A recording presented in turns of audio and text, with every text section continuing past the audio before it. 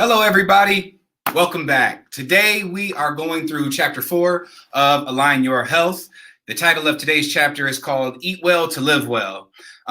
This is a little bit longer of a chapter, and Dr. BJ goes through quite a bit in this chapter in detail. So in an effort to keep this video a little bit shorter, we're going to just hit the high points here, which will necessitate the fact that if you don't have this book, please contact the office so that you can get one, so that you can read word for word what Dr. BJ is going through, because we're just going to hit the high points in this chapter to keep it kind of short. So starting out he's talking about the brief history, and what he's discussing here is that up until recent history, most people didn't have control over their diet and what they ate because of problems with refrigeration or problems with finances, or not wanting the food to go bad. So unless you were rich, you didn't get to necessarily eat the meats or the foods or the fruits that you wanted. You necessarily were restricted to what was in season.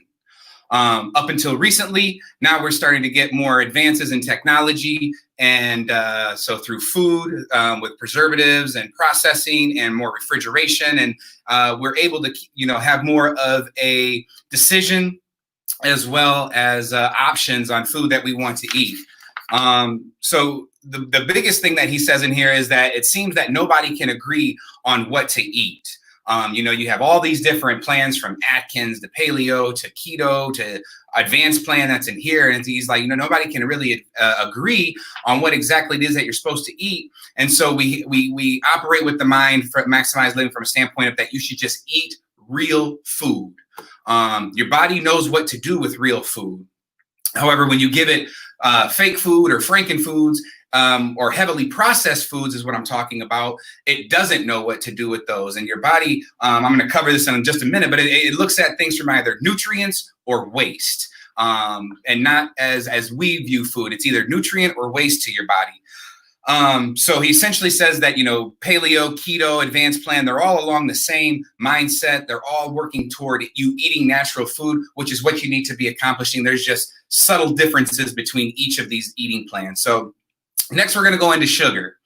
Now, the first thing he says in here is that sugar itself is not an interference, because when it's grown from a sugarcane plant, it actually does have some nutritional value.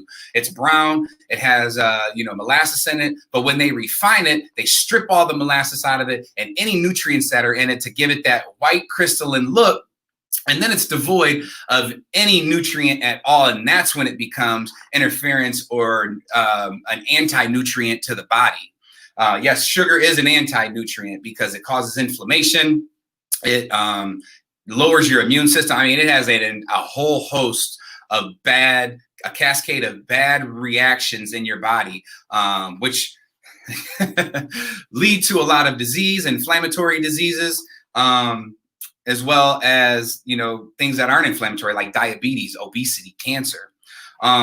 So he actually talks about in here how the heir to Baskin Robbins, John Robbins, actually declined his share to the throne of Baskin Robbins and went into research. And he actually found that the average American eats about 53 tablespoons of sugar per day, which is just astronomical. If you add that up over the course of the year, the average American eats over a 5-pound bag of sugar each year. Now, most of the sugar that we eat, that we find in food, is going to be made from corn or corn sugar. So if you see things in your food label such as maltodextrin or maltodextrose, that's a corn sugar. While we're on it, if you see anything on your food label that ends in OSC, also that's a sugar in your food. Or more, and we're seeing more things that end in OL, like erythritol. That's a sugar alcohol as well, which is a little bit better than regular sugar, or definitely better than an a sugar replacement like Splenda or Equal, but still not as good as not eating sugar. But if you have to cook or use it, stevia, erythritol are going to be one of the better options. So also in the sugar, he talks about refined grains. They're not sugar, but they might as well be. So like white bread, white rice, as soon as they get into your mouth and they've been there for 4 to 5 seconds, the amylase in your saliva begins to break that down, and it literally starts to become sugar in your mouth. So while it's not a sugar, it goes right into a sugar form. Moving on, talking about the consequences of weight gain. Since 1970, childhood obesity has doubled. And this is when we saw the recommendations from the government and the food pyramid begin to change. And this is when we started to see not only obesity start to rise, diabetes, cancer, and some of the more inflammatory processes that are more serious today in society have begun to rise since then. And in fact, it's led to something that more recent diagnosis, something called metabolic syndrome, where if you have 3 of the 5 risk factors for that, with having good, low good cholesterol, elevated bad cholesterol numbers, and a few other markers, they label you with a metabolic syndrome. And then they, want to put you on a drug for that to make your metabolism run right. Whereas if we just clean up the way we're eating, a lot of this stuff starts to go away. Now, he talks about cancer being the worst news about sugar because a healthy cell feeds on oxygen. And the best way to force oxygen into a healthy cell is through deep breathing. When do you breathe the deepest? When you're exercising. So you're literally forcing oxygen into those cells. Now, a disease cell is going to feed on sugar. And in fact, a disease cell or a cancerous cell has 8 times more receptors for sugar than a healthy cell. So anytime that you are eating sugar, it's going there first. If you start to crave sugar, it's because these cells are craving it.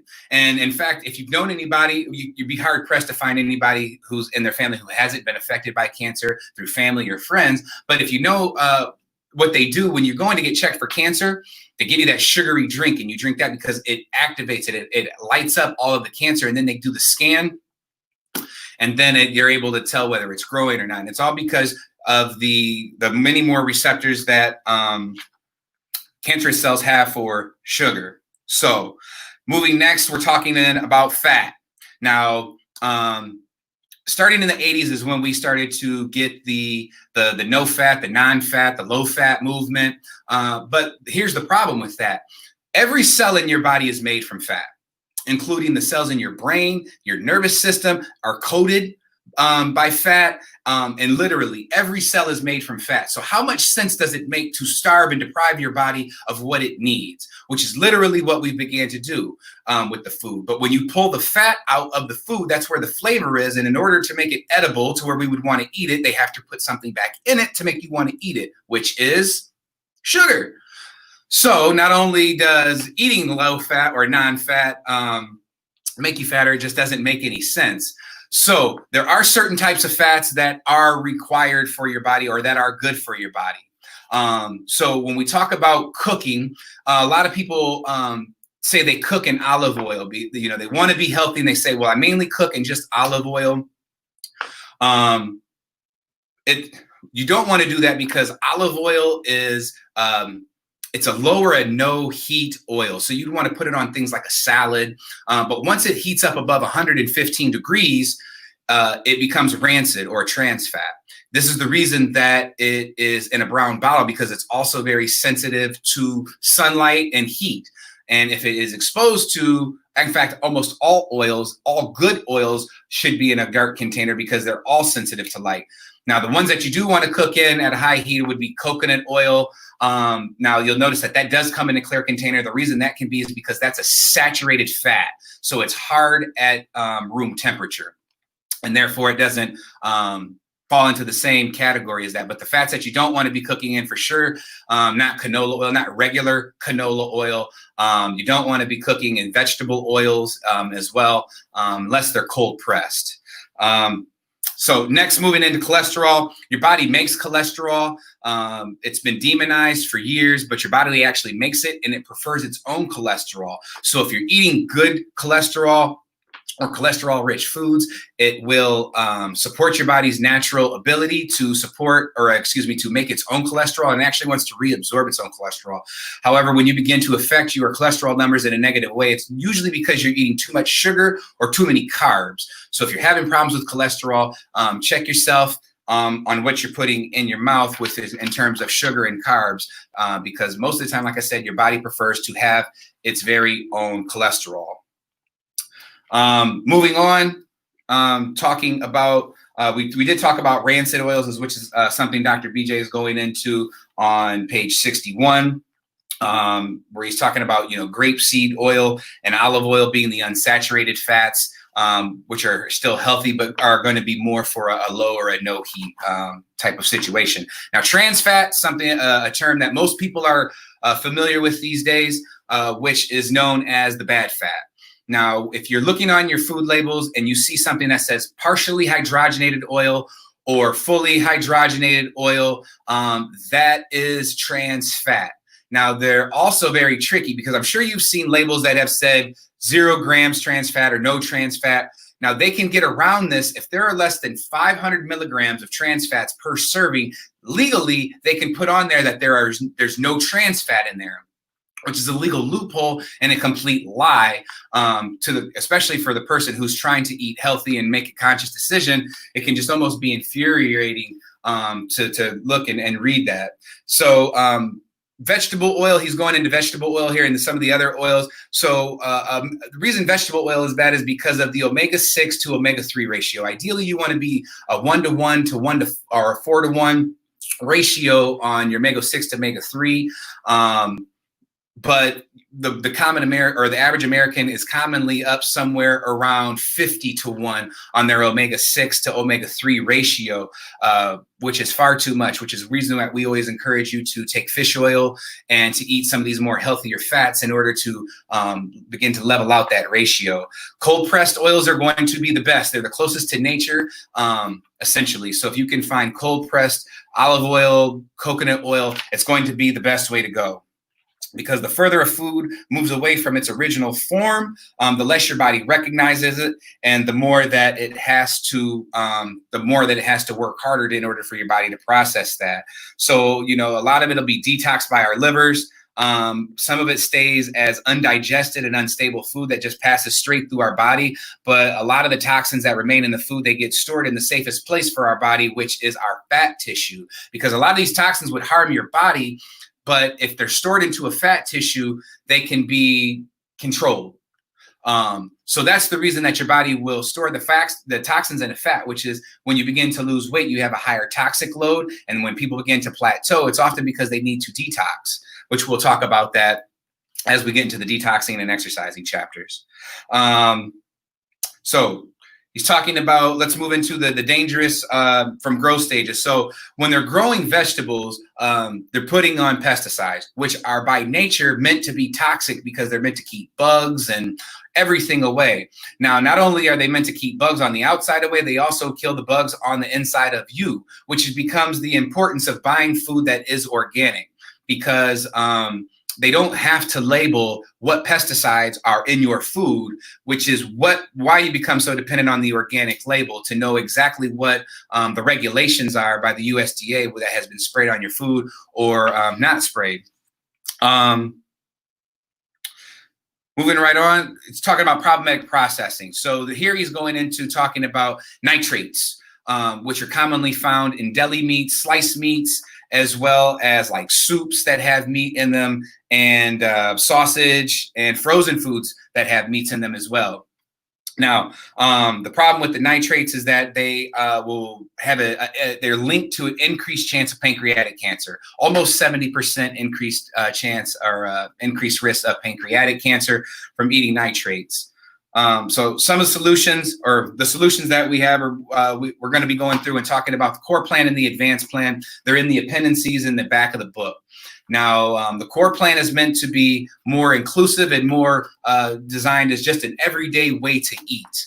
Now, the advanced plan is going to be for someone who needs a more restrictive diet. Either they want to lose weight, they have a health concern, they need their body to repair, and it's going to mainly be it's going to take the core plan and strip away a lot of the things, a lot of fruits, and definitely the grains. Now, I won't lie to you, the advanced plan, it's a harder plan to do. So getting into it gradually is not as beneficial because it's working through your hormones and it's working to reset your hormones. And so if you're still having the sugars from the fruit that are allowed in the core plan, you won't be resetting those hormones properly, and it'll just essentially lead to more cravings for longer.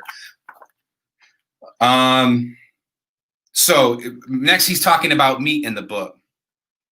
Now, Advanced Plan is not exclusively vegan or vegetarian. There is room for you to eat meat or to not eat meat based on your preferences. But if you are a meat eater, there are some things that you should know. So first of all, grass-fed red meat is going to be the best beef for you to eat. If you're eating fish, you should want to stay away from farm-raised fish and get wild caught. That is the best way to go. If you have a few extra minutes and you want to gross yourself out, I'd encourage you to YouTube tilapia farming, and you can find out how tilapia are fed. Even catfish or even shrimp. Most shrimp are farm raised because it's just easier to do it that way rather than to go out and find wild caught shrimp. I bet you can't find it in your store. Try to look, prove me wrong. Send me a message if you do. Because it's just becoming more prevalent for them to be farm raised. So you want to avoid the heavily farmed species like tilapia and catfish altogether, and move more toward Atlantic salmon and trout, which are going to be the healthier ways to go. Also pork, you want to stay away from pork. Reason being is because pork is so toxic. A pig does not sweat the same way that you and I do. Therefore, they don't detox like they should. Therefore, they keep all of their toxic load. So if you are a person that does love to eat pork, you definitely should be getting a clean version of it, organic for sure. But if not, then just stay away from it altogether. In fact, one thing that he talks about in here is that eating 4 pieces of bacon a day will essentially raise your chance of cancer 68% as well. So, pork and shellfish are extremely unclean because they don't mind a slop diet. They're extremely tolerant of eating slop. In fact, I said 68%, it was 18%, excuse me. So if you eat a hot dog or 4 slices of bacon every day, it raises your chances of cancer of 18%, which is significantly lower than what I mentioned. But think of it as, how many kids love to eat hot dogs on a daily basis? How many parents have kids that all they'll eat is hot dogs? And that's what they eat every day, are hot dogs and macaroni and cheese. And they're trying to, make the kid happy, but essentially raising their chances of having disease and be, restricted by disease-ridden life the rest of their life. So next thing we're going to talk about is soy here. So not all soy is bad. There are some good forms of soy. Fermented is going to be the best. So things like edamame or miso or natto are going to be examples of fermented soy. However, some of the bad examples of fermented soy are the ones that are put into the processed foods. So these are going to be the ones that are, again, processed, stripped down of all the nutritional value, put back into they fortify the nutrients to put back into it. And then essentially you're left with a processed, non-nutritional anything that you believe is doing well for you or well to your body, which is actually pretty far from the truth. Next, we're moving into dairy. Now, there are quite a few, eating plans that restrict dairy and say that you don't need it. Of course, not all dairy is bad.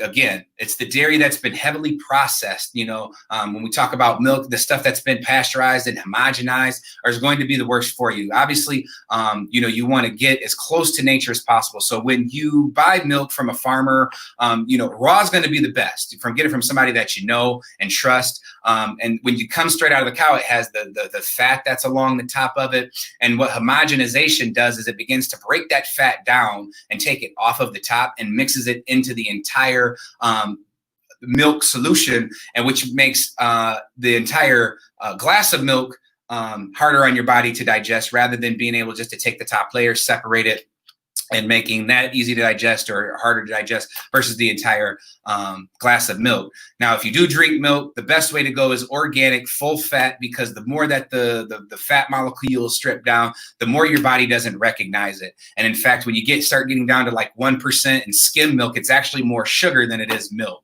So, of course, milk not being ideal, you'd want to go for an alternative, maybe of some sort of coconut milk, almond milk, cashew milk would be better. But if you can't, organic whole milk is going to be the best way to go. Absolutely. Non-homogenized is going to be the best, the second best way for you to go in that regard. If you're talking about cheeses, you want to go with an organic raw cheese. Raw meaning that the product was never heated above the temperature of the animal or the cow. So when you heat say cheese, for example, when you heat it above the temperature of the cow when it was alive, it denatures the protein, strips it of all the nutrients, and essentially becomes bad for you. So going raw and organic is going to be the best way to go for dairy. So the biggest thing I just want to, that he says in here on this last page is he says, just remember that we don't pursue any of the essentials in order to force a cure. Usually, I shouldn't say usually, but sometimes people come in and they're looking to get adjusted to cure something, or they want to eat to cure something, or exercise to cure something, when really it's the culmination of these things that lead to a healthier you. And so whether you get the desired result immediately or it takes a few years, just remember that you are healthier for everything that you do and move toward that direction. So I hope you guys have enjoyed this. It went a little longer than I originally planned. Sorry about that. It was a big chapter, but I would encourage you to pick up the book if you don't have it, to get all those great details. I hope you guys have a great day. Have a great weekend. Take care and God bless.